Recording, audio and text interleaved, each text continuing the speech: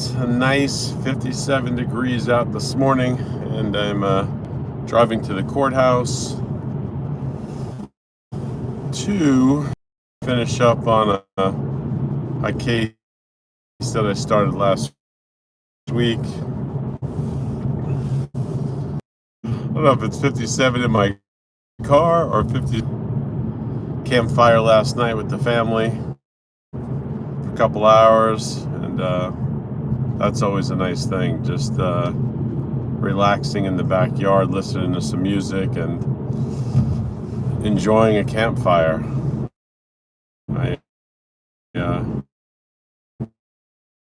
As I've made in years, a simple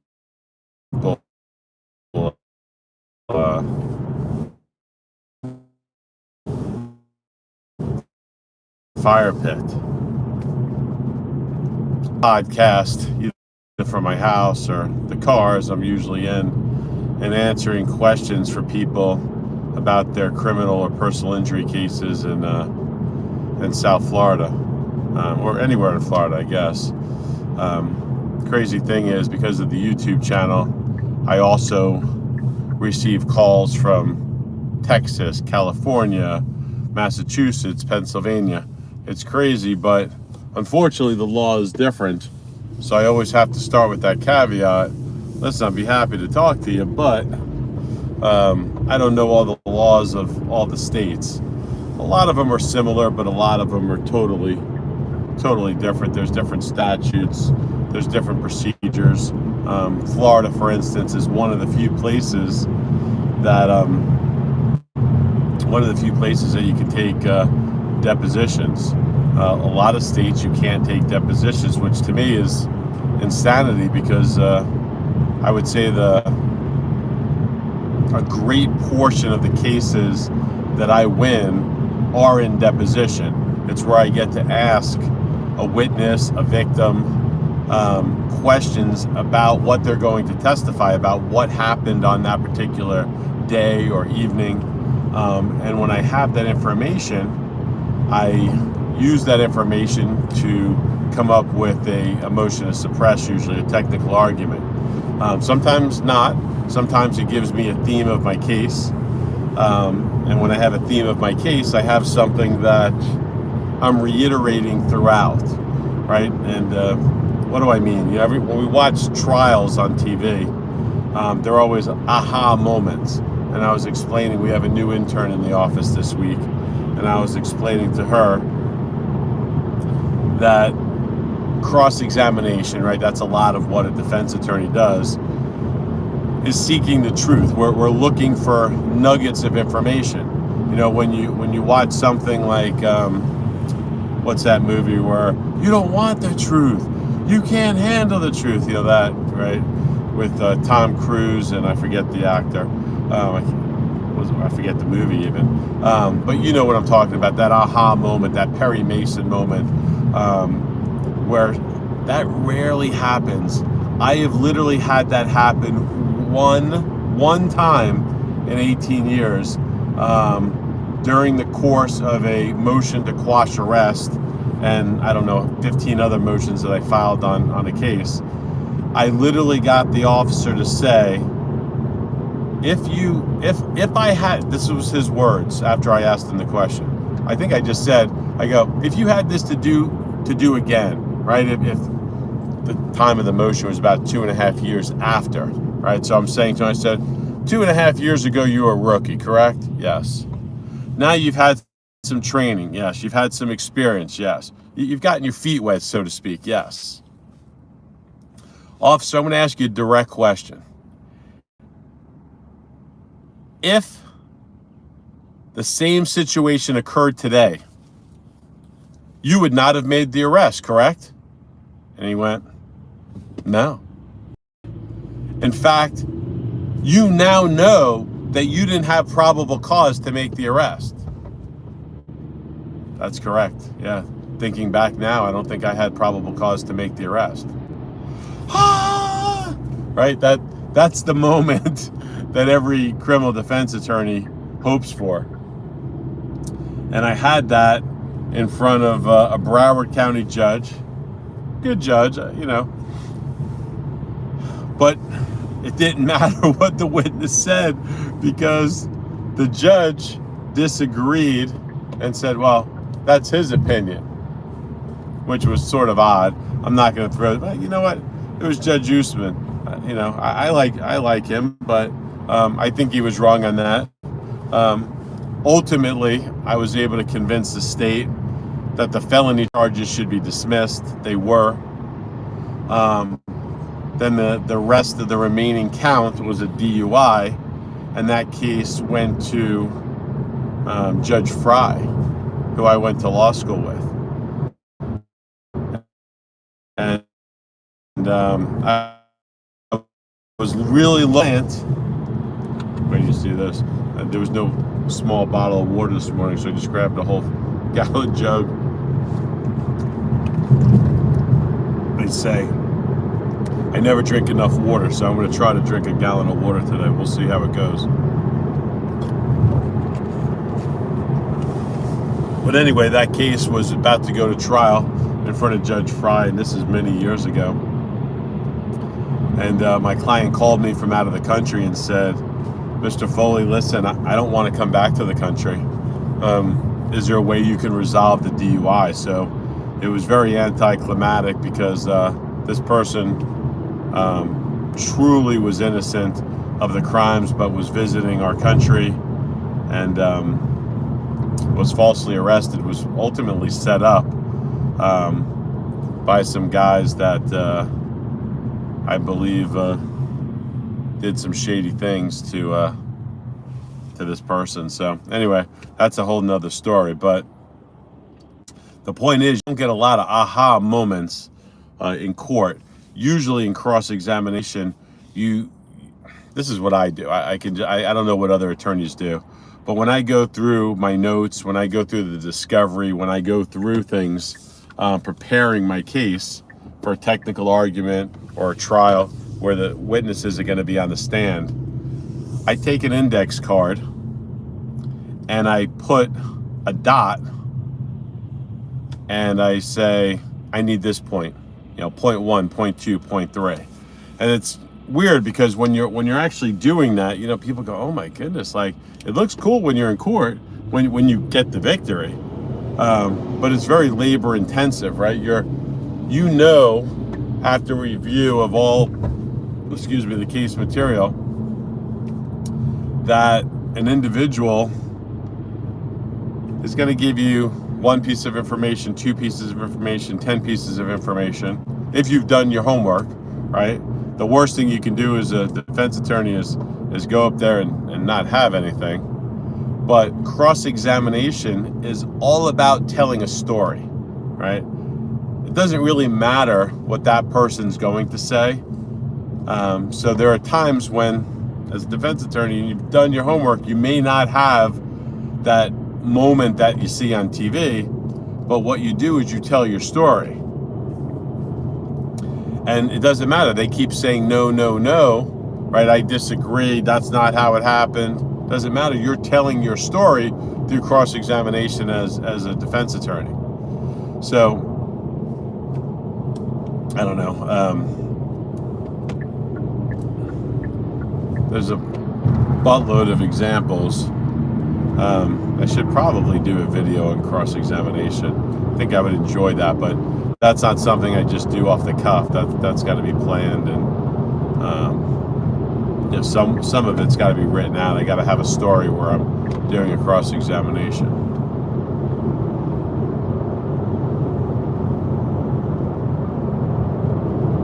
Let's see.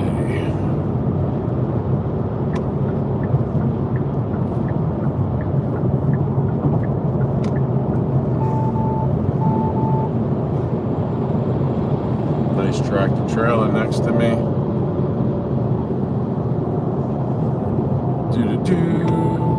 I don't want to be late for court. Don't want to get yelled at or scolded. It looks like I'm cutting it close. I got to be there at 9:15. I wish my camera zipped around so you can see the amount of traffic that I'm in.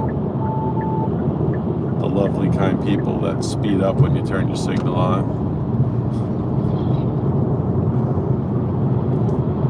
I don't know if you can see how quick people pass. I'm doing 72, passing this truck that's probably right at 70.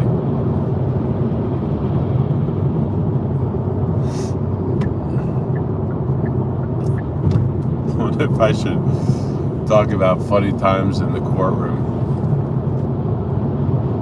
I remember, I'm just ad-libbing here. I walked into a courtroom many years ago, and there was a lot of people in the courtroom. Apparently, the judge had a motion set at the same time where she had calendar call and you know, a bunch of statuses in Broward County.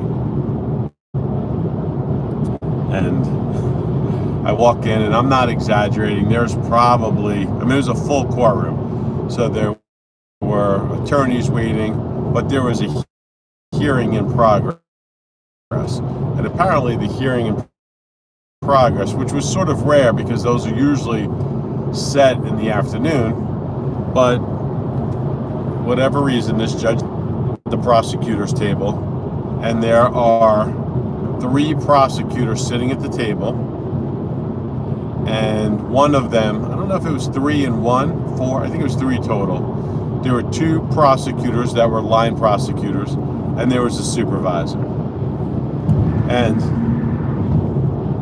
on the other side, there was a man standing up, and he had a purple suit on. You don't see a lot of purple suits, maybe in Hollywood, but I can't tell you that I've seen a lot of purple suits in the courtroom, right?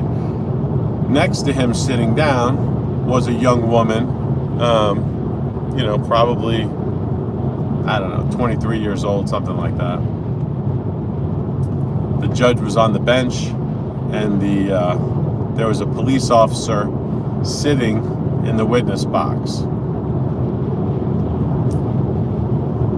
And I thought that the man in purple was a little theatrical, and I had never seen him before, so I was like, I don't know, who's this attorney? Maybe he's from Miami, and maybe he's from somewhere else, I don't know. So I start watching, and I immediately realize this is not an attorney. This is a pro se litigant, a man who is choosing to represent himself, and he had the public defender as a standby attorney. So you had a public defender sitting at the table, and he could ask questions, I guess procedurally, but he was asking his own questions, something you never really want to do. And as I'm sitting there watching, I'm realizing that this is an odd case. The man is coming to conclusionary statements. You know, I didn't do anything right, you know, that kind of thing. So I'm listening to the story, and I'm kind of reading between the lines. And I'm thinking, I mean, I'm defense oriented, right? I'm thinking, oh, he's got to ask this question, he's got to ask this question. And it's taking a while, so I break out my pad and pen, and I start writing down some points that I think are important, seeing if he's going to ask. And at some point, I don't know, I guess I'm getting a little frustrated. So I'm in the first row behind the public defender who's not doing anything, but you know, I learn why in a moment, and I'll explain. But I lean over and I hand her a piece of paper that has like 5 questions on it. And I think these 5 questions would be something that would support the case law and would give knowledge to the judge who's presiding over the motion to suppress. So I just reach over and I hand her the piece of paper, and I see the state attorney's office, you know, the prosecutors there kind of give me a dirty look. Maybe I was imagining it, but I hand her the paperwork, and the guy keeps proceeding. I see her, you know, he leans over to her a moment later, and she hands him the piece of paper, and I think he reads one of my 5 questions. A 10-minute break, and I asked the judge, is it okay if I go in the back, which is the jury room, with this defendant and the public defender. So I go in the back and I find out that it's literally the public defender's first week. They just graduated from school. They don't have a lot of knowledge. Very nice lady. And I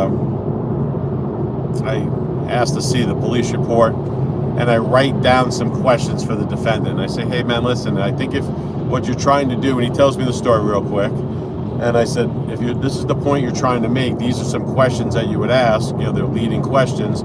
Ask this question, and you're going to wait for a yes/no answer. Doesn't really matter what the witness says, because you're going to get your point out, right? So he says, okay. I say, well, nice meeting you. And I'm still waiting for my case. So I go back into the courtroom. It starts up again.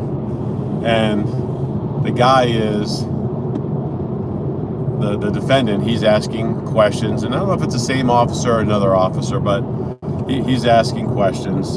And they're just not good questions. He doesn't have the legal training. And again, just like I wouldn't perform my own root canal or my own... I wouldn't repair my own broken ankle. You probably shouldn't represent yourself.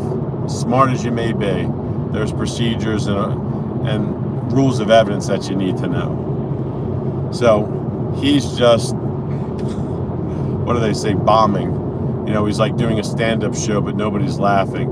He's in court standing up, but no one's really listening, because he's letting his emotions get involved rather than, let's get to the facts. So I continue to watch this. The hearing's going along, and the judge is, going, sir, you're going to wrap it up. And you can tell that he's going to lose. And I couldn't take it anymore. I'm sitting in the front row listening to this, watching this, and just going, and I literally just stand up. Just picture a courtroom of people. I stand up and I say, excuse me, Your Honor.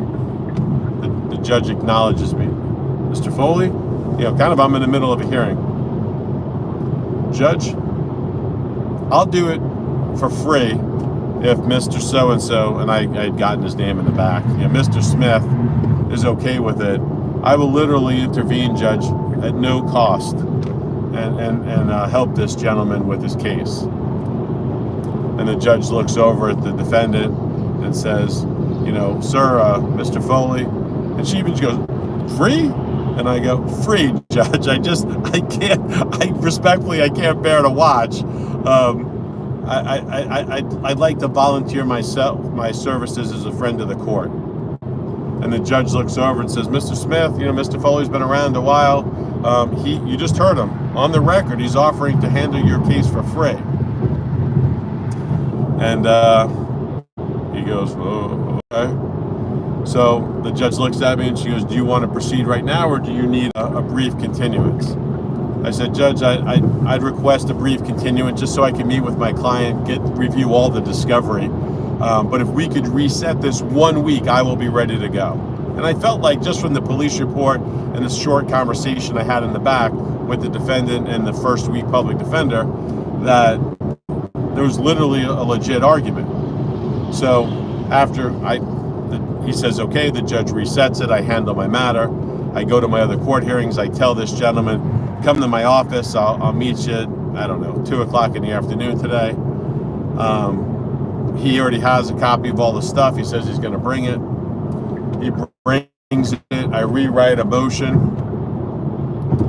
I forward the motion to the state attorney's office. I basically do an amended motion to suppress. I file it. Oh, I forget the one funny part. The supervisor walks over to me and says something like, that's why people don't like you, Foley, because you stick your nose into things that don't concern you. And I was like, wait, people don't like me? I didn't know that. I thought everyone liked me. But that was the funny part to me. So anyway, the guy comes to the office. I write a motion. I file it the same day. 2 days later, what do we get? we get a call from the state attorney's office. They're dismissing all charges against the defendant. Yay! Right? So it was like the good deed. I think 2 years ago, I had a homeless person reach out to me. Very nice woman. And, she was going through some struggles. And she had broken up with her boyfriend, the person that she lived with. And she was out on the street. She didn't have a place to go. She didn't have any money. She didn't have any family. It was a sad situation. She called me, and ultimately she was charged with stealing laundry detergent from a store. Laundry detergent. Now, I understand, stealing is still stealing, right? But she is charged with petty theft. It's a misdemeanor case. It's not the biggest case in the world, right? But she was charged with the theft. I think she had some other things on her criminal history. Could have been a drug charge. Could have been another theft charge. I don't recall her background. But she was a nice woman, and she was going through it. So in my mind, I always heard, and I don't want to say always heard, I've heard judges and I've heard prosecutors say, if someone's homeless and they're stealing a sandwich or an apple, like you always see like in the old movies where someone's grabbing a piece of bread or something like that, they're going to go easy on that person. Well, I don't know. It didn't seem like the prosecutor in the case was going easy on her. I forget what the offer was. It might have been like 12 months of probation, something like that. So I take the case. I reach out to the prosecutor, and I speak to the client in detail. And the client had gone on. She had applied to, it was like 450, a huge number of job interviews, but her clothes weren't the best.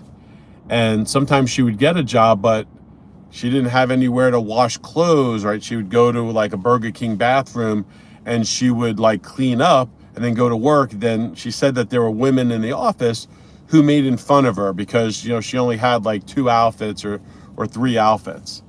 And I thought, what a shame, right? Like, here's a woman who's homeless, who's trying, right? She's applying for jobs. She's even getting some jobs, right? And what happens is that people are making fun of her because she doesn't have clean clothes. So she literally steals some detergent from a Publix so that she can wash the clothes in a Burger King restroom. Of course, that broke my heart, right?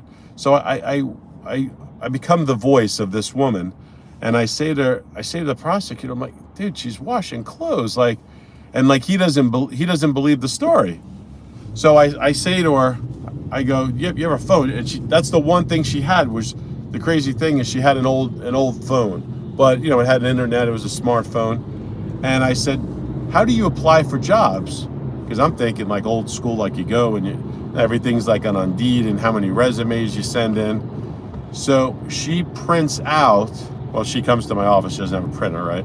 She comes to my office, and we print out the 450 places that she applied and the 2 or 3 jobs that she had actually gotten, and then was released because, right, she wasn't, she was a little discombobulated, right? Her clothes were disheveled, she was a little dirty, that kind of thing, right? She didn't have a place to take a shower and wash clothes.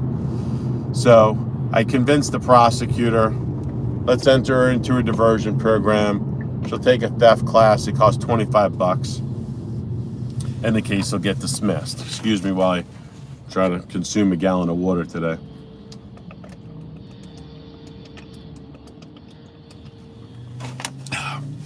So she starts the diversion program, and diversion program is, she's gonna, I think she had to do a couple community service hours. Still probably a little tough, but a lot better than 12 months of probation.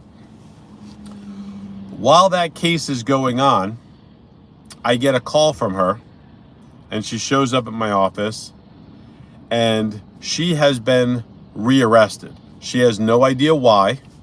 She was at a store in Palm Beach Lakes, which actually I happen to be right next to right now, and she was in a store, and according to the police report, she stole a pair of shoes. Now, I was very upset because she'd been arrested, but she tells me, she's like, Mr. Foley, there's no way. I didn't do this. It wasn't me. I don't know what they're talking about. So what does the state attorney do? They retract the prior offer, right? No more diversion. The first case isn't going to get dismissed. Now both cases are, on the line. I go, oh, hold up before you do all that, guys. Give me a little bit of time to investigate this. So I tell the prosecutor, I said, look, there's a video that says that she's on camera stealing. And I'm going, geez, she's on camera stealing. She's probably not telling me the truth, right?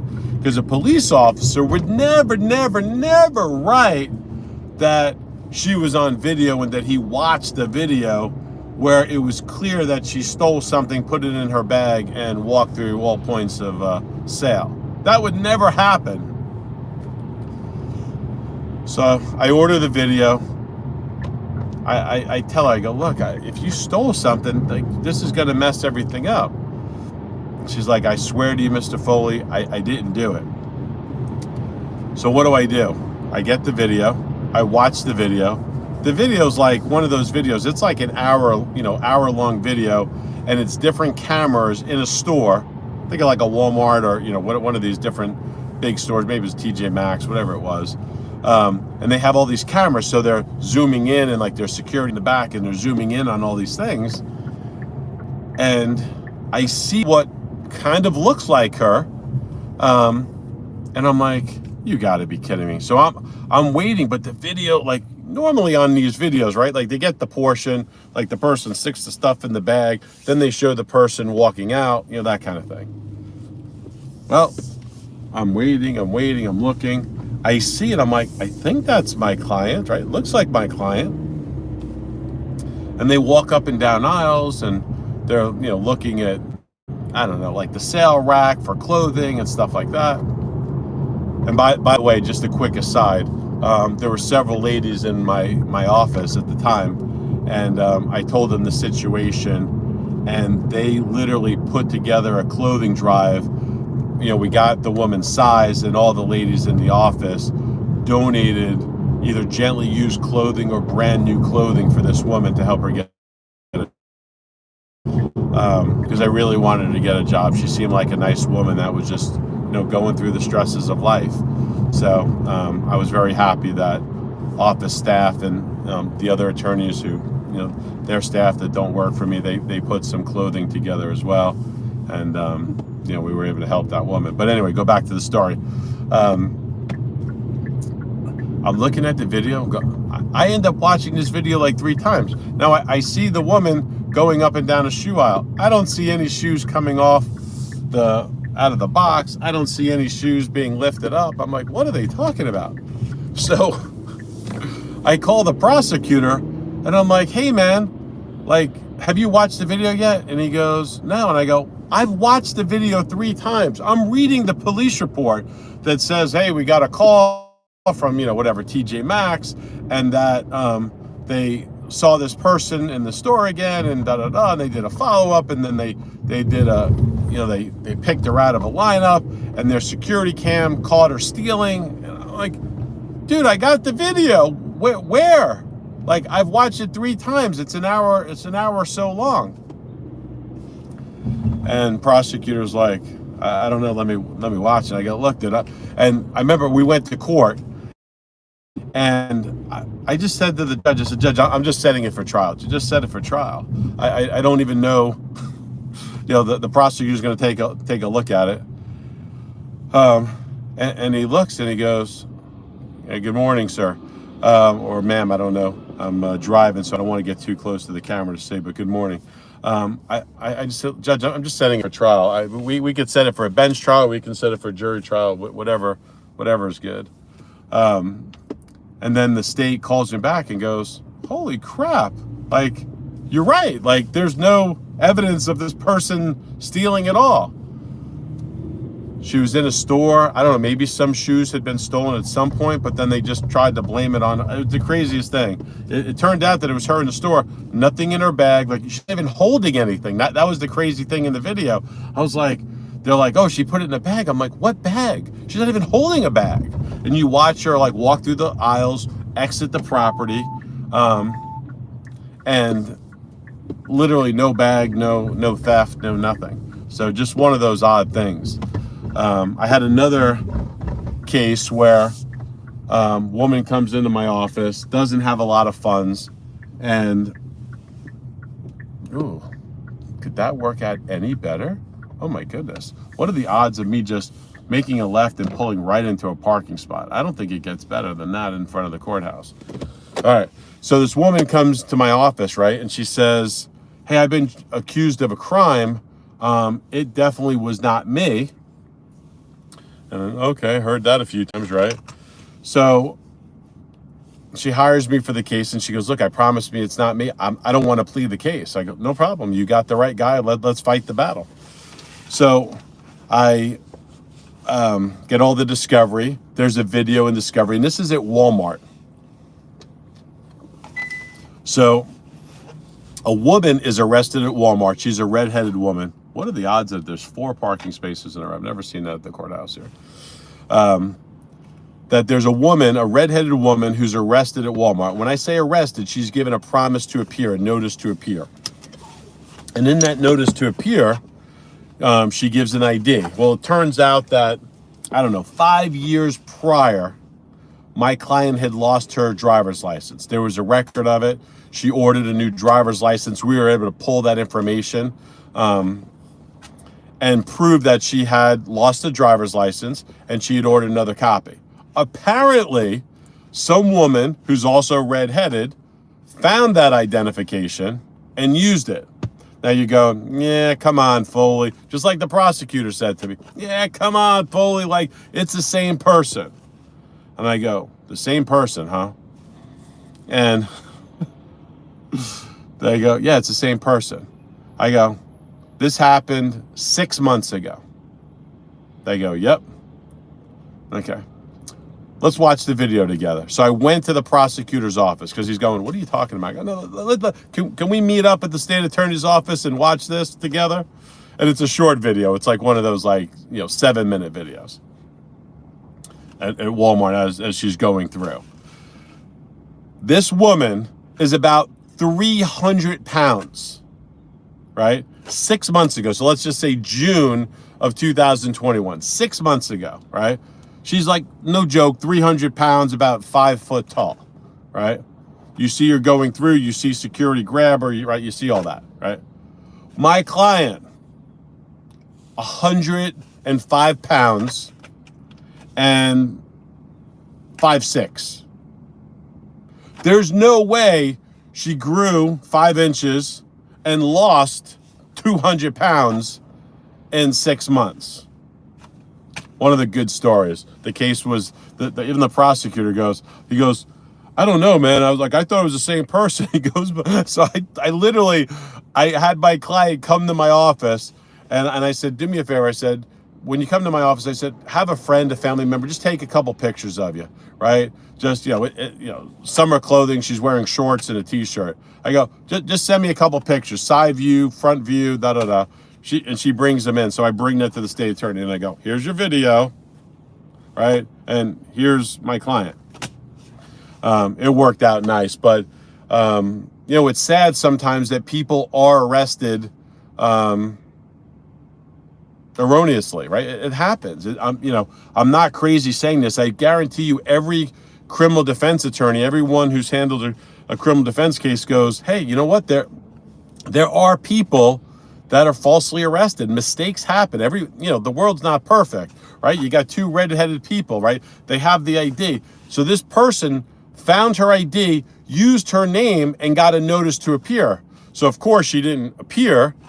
My client ultimately gets arrested because there was a warrant out for her arrest, and she's going, what are you talking about? Like, I never was given a piece of paper from a cop. I never, had an issue at Walmart. And these things happen. So anyway, I'm in front of the courthouse. guzzling my water and about to go get my case dismissed. I'll talk to you guys soon. Leave some comments. Tell me if you want to do a question and answer. I was thinking about doing that, and maybe having like 30, 40 minutes, 45 minutes a week where I answer questions and talk about different criminal cases. So I'm attorney Roger P. Foley. Thanks for listening. I got to run to court before I get my ass chewed by the judge. See ya. Bye.